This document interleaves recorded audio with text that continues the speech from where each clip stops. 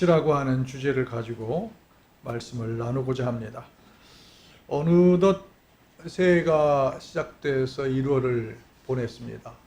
벌써 2월 첫째 주 주일 2월 1일이 됐습니다. 참 시간이 빠르죠? 어제 어떤 클래식 그 채널 듣고 있는데 그 진행자가 2월 달은 이렇게 정사각형으로 이렇게 달력이 꽉 차 있다. 그 얘기를 하더라고요. 그러고 보니까 그렇더라고요.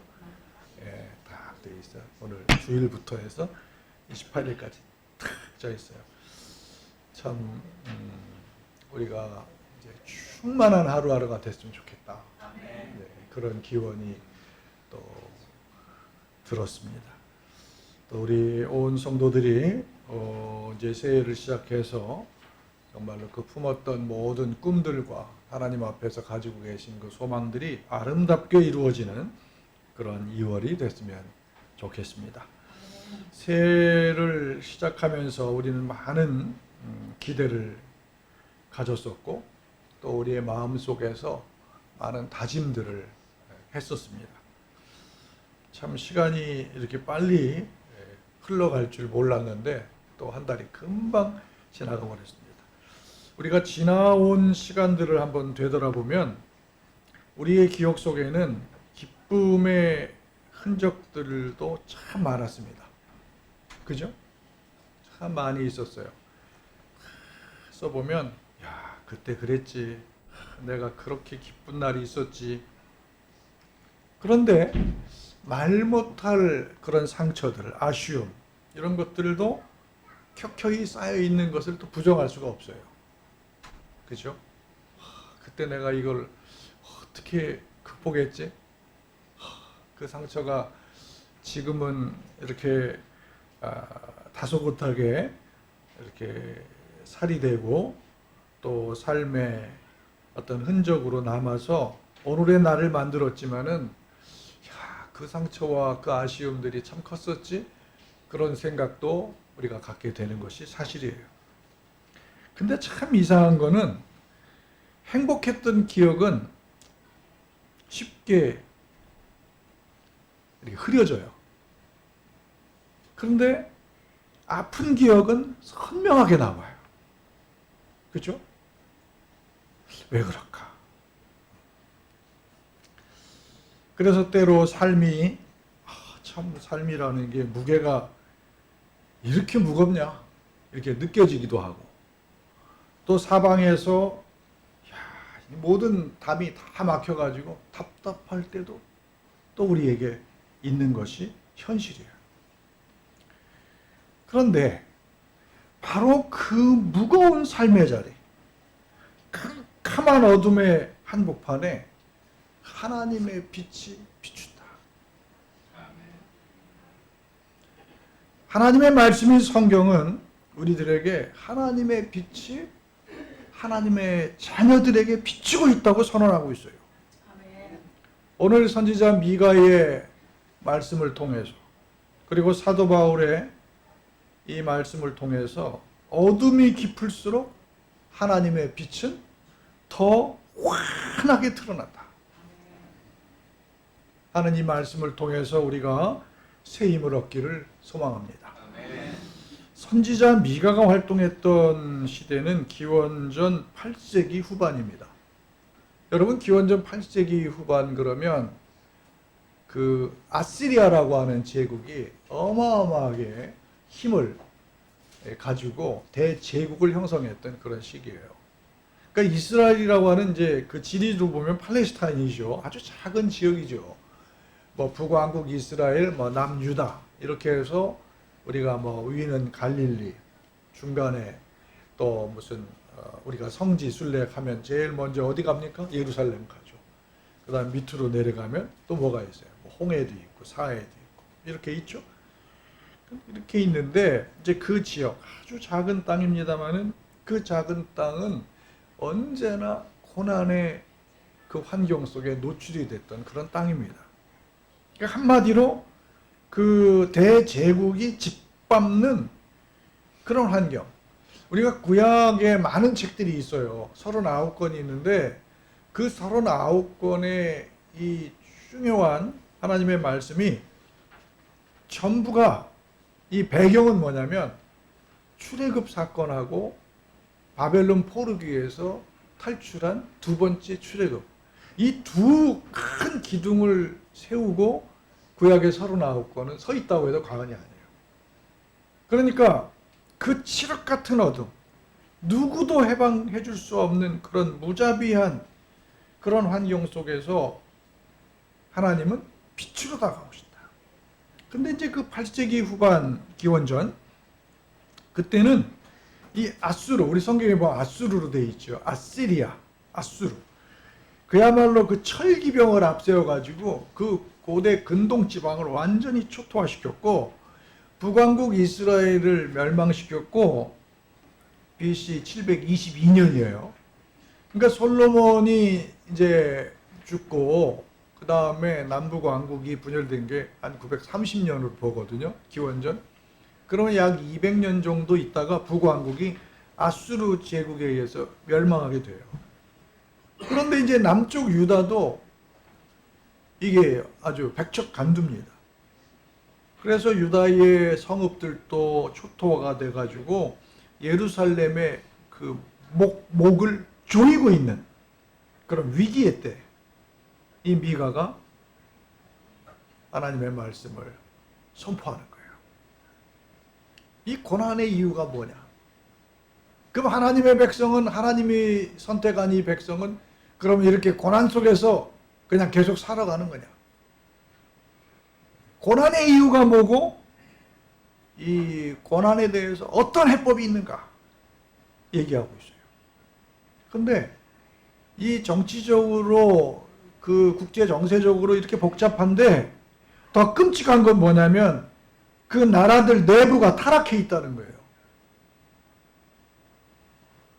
이 미가 선지자는 당시 사회를 미가서 7장 2절에서 어떻게 얘기하냐면, 경건한 자가 세상에서 끊어졌고 정직한 자가 사람들 가운데 없다, 이렇게 얘기하고 있습니다. 그러니까 하나님을 믿고 하나님 앞에 소망을 두는 사람이 세상에서 끊어졌다는 거예요. 그럼 어떤 일이 벌어질까요? 희망이 없는 거예요. 거룩한 백성이 사라질 때 그 땅은 어떻게 될 거냐? 그렇게 질문합니다. 지도자들은 부지런히 악을 행한다. 또 재판관들은 뇌물을 먹는다. 가장 믿어야 할 이웃과 친구와 가족들도 서로를 믿지 못하는 원수로 돌변해버렸다. 이렇게 미가서 7장 초반부에서 얘기하고 있어요. 그야말로 사회가, 이 신뢰의 구조가 완전히 해체돼 버렸다. 이것이 미가 선지자가 처한 역사적인 실체였어요. 그야말로 도무지 소망이라고 하는 것은, 희망이라고 하는 것은 찾아볼 수 없는 절망의 상태예요.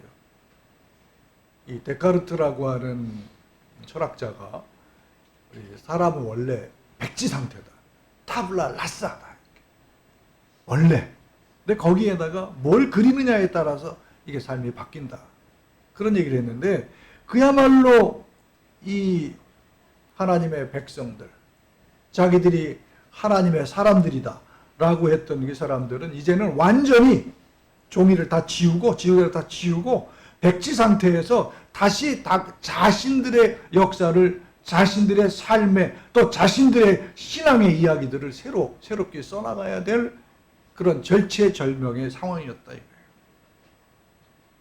그런데 하나님은 이 미가 선지자를 통해서 그 폐허와 위기와 절망과 그 낙심의 그 한가운데서 놀라운 반전의 메시지를 선포하게 하셨다 했어요. 그게 바로 미가서 7장 7절이에요. 오직 나는 여호와를 우러러보며 나를 구원하시는 하나님을 바라보나니 나의 하나님이 나에게 귀를 기울이시도다. 여기서 우러러본다. 내가 여호와를 우러러본다 하는 것은 여러분들 우리가 전쟁을 한다. 제가 이제 군목 생활을 좀 해봤잖아요. 최전방에서 금강산 밑에서 이제 이 병사들이 새벽에 그 영하 한 30도 이상 돼요. 춥습니다. 군대 갔다 오신 분들은 늘 추운데 후방이라도 추워요. 군대는 그죠? 이상하죠. 온도가 왜 자꾸 내려가는지 몰라. 근데 금강산 밑에는 진짜 영하 30도입니다. 근데 거기서 새벽을 기다린다고 생각해 보세요. 이제 근무가 끝나고 들어가서 그 뭐라 그럽니까? 군대 말로 그 난로. 우리 옛날에 뭐라 그럽니까? 배치카? 뭐 그게 무슨 말인지 잘 모르겠는데 난로에 가서 이제 신발 벗고 젖은 거 양말도 거기다 냄새 꼬랑내 나는 거 이제 말려서 신어야 되고 전투화도 거기다 말리고 따뜻한 물도 좀 마시고 할 그 새벽을 기다리는 것 같이 신경을 날카롭게 세우면서 하나님께 시선을 고정한다. 나는 여호와를 향하여 나의 시선을 고정하겠다. 세상이 다 무너져 내려도 나는 하나님을 향한 시선을 거두지 않겠다.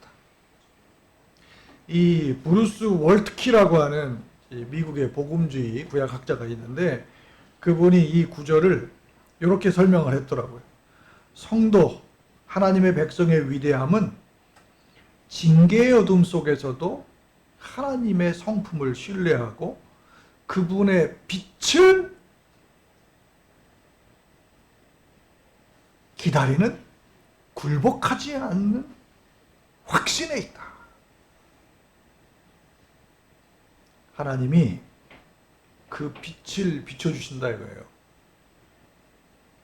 하나님이 그 빛을 비춰주시기 때문에 그 빛 앞에서 나는 굴복하지 않는 확신이 있다. 그래서 미가 선지자는 나의 대적이여 나로 말미암아 기뻐하지 말지어다. 나는 엎드러질지라도 일어날 것이고 어두운데 앉을지라도 여호와께서 나의 빛이 되실 것이다. 이렇게 선포하는 거예요.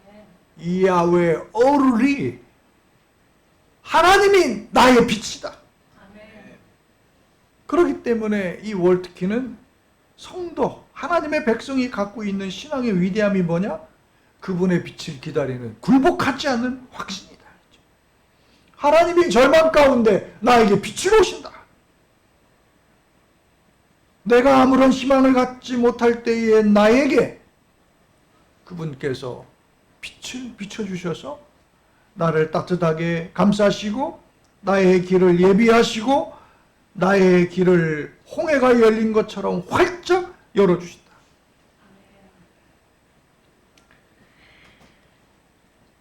여기서 넘어진다, 내가 엎드러진다, 엎어진다 라고 하는 말도 참 재밌는 말인데 이 엎드려진다 라고 하는 말도 실패로 끝났다는 게 아닙니다.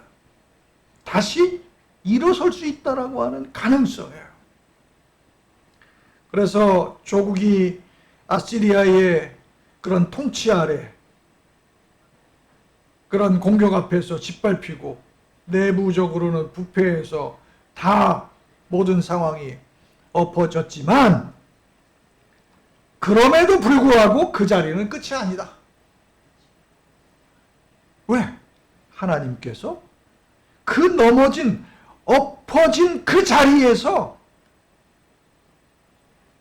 우리에게 빛으로 다가오시기 때문이다. 할렐루야. 아멘. 어둠을 뚫고 하나님이 찾아오신다 하는 거예요. 그래서 그게 뭐다? 굴복하지 않는 확신이 거기에 있다는 거예요. 우리 믿음의 사람들은 다른 게 아니에요. 하나님이 나와 함께 하시고 하나님께서 내 가정과 내 자정과 내 가정과 내 손주들과 내 삶 가운데 내 기업 가운데 함께 하신다라고 하는 것을 확신하는 그 굴복하지 않는 데 있어요. 신앙의 힘은 거기 있는 거예요. 여러분들 우리 정규일 형제님도 여기 계신데요. 올해는 반드시 우리 이은숙 권사님도 지금 머리를 내리셨는데 우리 윤경식 형제 하나님이 그 길을 열어주시기를 소망합니다. 우리 믿음의 사람들에게는 확신이 있어요. 윤산이요? 아, 저희 윤산이는 아직 아멘.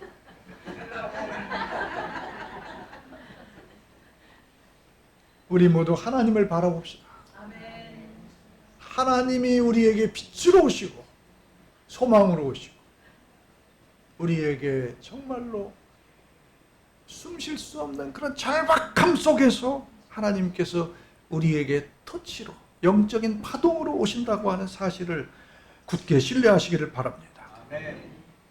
근데 이 우리가 꿈꿀 수 있고 희망할 수 있는 그 빛은 오늘 고린도 후서에 보니까 이 하나님께서 창조의 빛이신 그분께서 예수 그리스도의 얼굴에 있는 영광의 빛으로 우리 마음에 비추었다.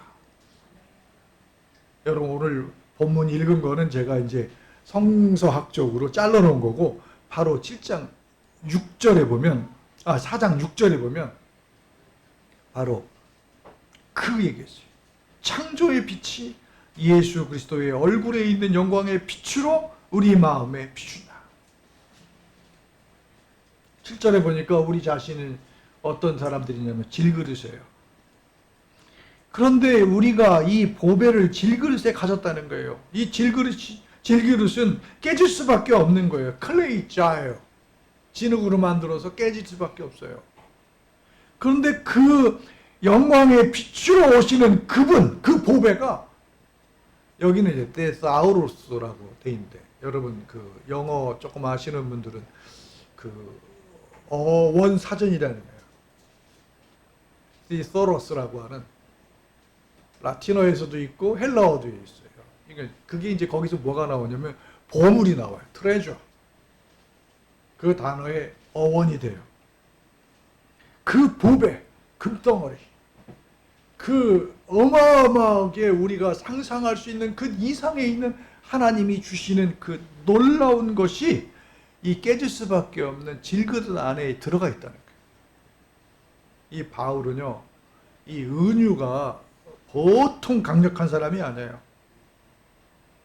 우리가 이 보배를, 이 영광의 보배를, 이 예수 그리스도 속에 얼굴에 있는 하나님이 주시는 영광의 빛의 그 보배를 우리 연약한 이 그릇에 가졌으니 이는 심히 큰 능력은 하나님께 있고 우리에게 있지 아니함을 알게 하려 함이라. 바울은요, 우리가 바울을 참 잘 알잖아요. 바울은 우리가 바울 신약의 27권 중에 13개가 바울의 이름으로 되어 있어요. 물론 분량으로 치면 누가복음 사도행전과 거의 비슷한 분량인데 권수로 보면 27개에서 13개니까 반입니다. 그래서 기독교 역사에 있어서 이 사도 바울의 위치라고 하는 것은 정말 대단한 위치입니다. 이 바울을 빼놓고서 기독교 얘기를 하기가 쉽지 않을 정도로 이 바울은 위대한 인물이에요. 그래서 바울 연구자들은 이 바울을 표현할 때 뭐라고 얘기하냐면 산 같은 바울이다 이렇게 얘기해요. 산 같은 바울이다. 근데 이 바울에게는 제가 지난달에도 설교할 때 그 말씀 드렸어요. 육체에 가시가 있어요. 그 질병이 있어. 저도 제가 40대라고 늘 자랑했는데 이제 50대로 바꾸겠습니다. 제가 40대는 아닌 것 같아요. 지나보니까. 그 바울을 괴롭혔던 육체에 아주 아픔이 있어요. 그게 뭐냐 하는 거는 논란이 있지만은 아무튼 약했어요. 분명한 거는 전승으로 오는 것 중에는 분명한 거는 이 매부리 코에다가 대머리에다가 안짱다리다 하는 거는 대개 전승으로는 그렇게 돼 있어요. 그러니까 바울의 모습이 이렇게 멋지지 않아. 그러니까 사람들이 볼 때 저 어떻게 그 이상하게 생겨가지고 말도 잘 못하고 그러니까 계속 공격을 당하는 거예요. 복음을 위해서 자기의 목숨도 자기의 모든 것도 다 버린 바울인데 거짓 교사들이 계속해서 공격하고 따라붙는 거예요. 저놈 저 유대인인데 예수 믿는 척하고 저거 돈이나 걷어가지고 지가 챙기고 착복하고 여러분 고린도전서 고린도후서 보세요. 연보에 대한 얘기 많이 나오죠. 사도행전에 보면 바울과 바나바가 그 후원금을 받아가지고 예루살렘을 가는 장면도 있죠. 그러니까 거짓 교사들은 바울이 그걸 떼먹는다 이거예요. 자꾸. 그러면서 뭐라고 얘기하냐면 저놈은 사도도 아닌데 사도를 사칭한 놈이다. 우리가 이제 교회에서는 이런 말 잘 안 듣는데 바울을 연구하는 데에서 가장 중요한 이슈가 뭐냐면 그가 갖고 있는 사도직이라는 게 과연 정당한 거예요. 왜? 아포스톨로스라고 하는 예수님의 제자 12명은 명단에 아무리 찾아도 바울이 없잖아요. 예수님과 함께 했고 사역을 했고 예수님으로 또 지명을 받았고 선택을 받았고 그런 사람 중에 12명이 없다 이거예요. 그러니까 바울은 사도가 아니다. 물론 이제 사도행전에 보면 사도행전 9장에서 또 22장에서 26장에서 자기가 회심했을 때 부활하신 그리스도를 통해서 자기가 너는 내 그릇이다. 그래서 사도권을 나에게 주셨고 나의 신학을 전부가 다 부활하신 그리스도께서 나에게 주셨다. 근데 계속해서 사도직에 대해서 저 사도권에 대해서 계속 공격을 당하니까 그가 사역을 하는 데 있어서 걸림돌이 된 거예요. 여러분 우리가 살면서 우리를 공격하는 걸림돌이 있어요. 분명히 이건 아닌데 자꾸 옆에서 그렇다는 거예요. 정말 답답한 거예요. 이제 뭐 선거철이 또 되고 그러면 또 그런 게 또 많이 생겨요. 가만히 있다가 천사처럼 있다가 갑자기 악마가 돼서 막 돌변해버려요. 공격하느라. 그걸 뭐라고 그래요? 스캔달론이라고 그래요. 스캔들이라고 그래요.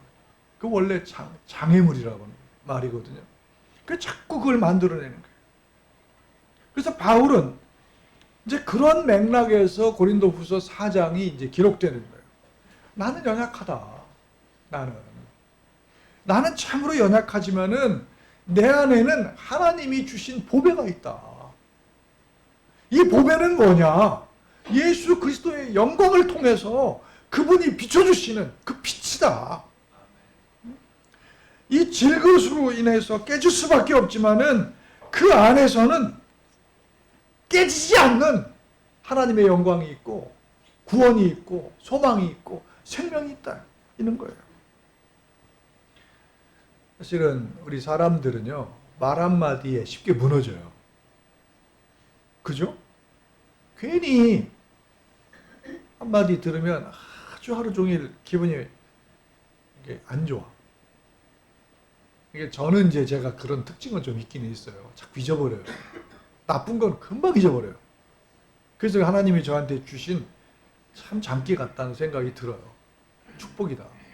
근데 어떤 말 들으면 그게 계속 남는 게 있어요. 저보고 깡패 같다 이런 말을 교수 학기말 평가에 썼어.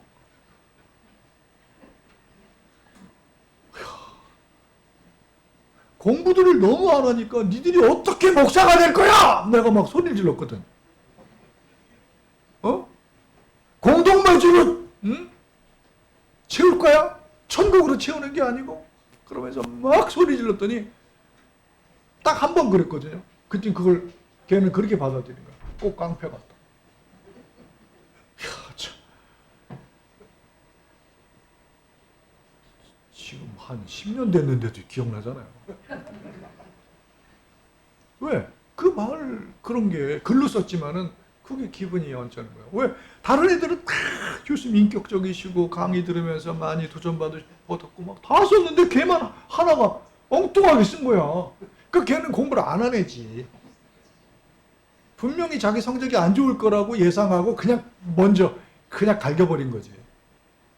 우리 송 교수님 그런 사람들이 없을 것 같아. 야, 영국의 제가 정말 좋아하는 이 찰스 베럿이라고 하는 아주 신약하게 거봉이 있어요. 그분이 이런 말 했어요. 왜 바울이 이런 얘기를 썼을까? 바울이 왜 이런 얘기를 썼을까? 그러면서 하나님이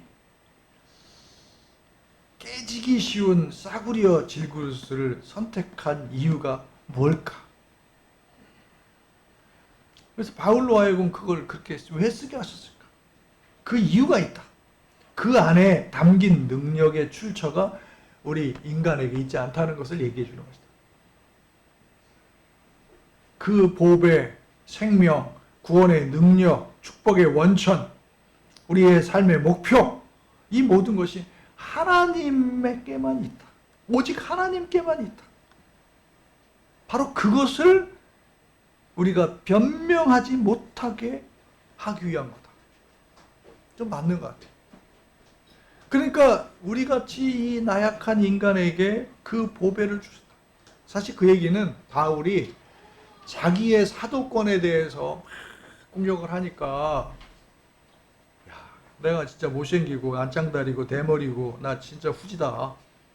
그런데 내가 하나님이 나를 사용하시고 하나님이 나에게 주신 보배가 있기 때문에 내가 그 보배를 위해서 나는 내 안에 이 보배, 트레저, 바로 예수 그리스도의 이 능력을 나는 강력하게 증언할 수밖에 없는 거다.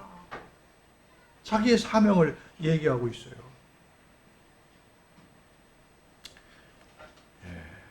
시간이 많이 갔기 때문에 이제 여기서 축약을 하겠습니다.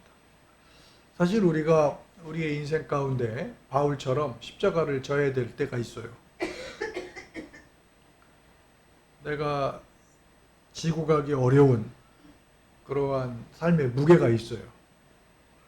근데 그 속에서 하나님의 보배가 꿈틀거리고 있다 하는 것을 아셔야 돼요.